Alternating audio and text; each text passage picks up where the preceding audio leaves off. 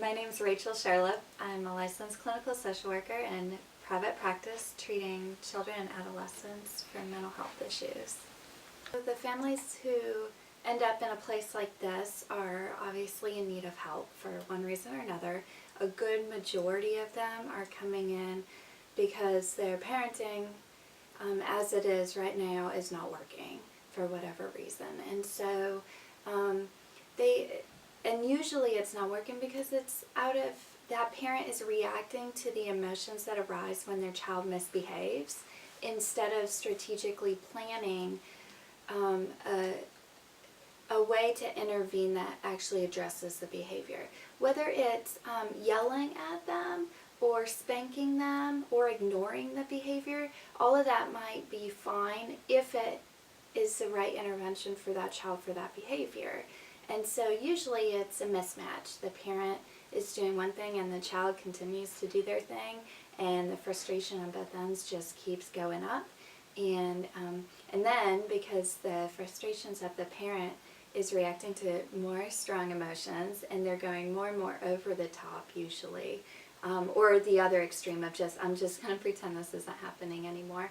And essentially the child's not learning, and eventually all that stuff will get in the parent-child relationship and actually cause quite a bit of distance where neither one of them is feeling close or happy or feeling good. And so our job here is to kind of help them sort that out, and usually parents have great intentions. It's just really emotional when your kid's being naughty, and so it's hard in the moment. And so we just help them kind of stand back for a minute and look at it for what it is and plan a good strategy. So we get this question all the time, mostly to do with spanking, to spank or not to spank. But then we get children from the foster care system that have been have undergone corporal punishment to a whole new degree too.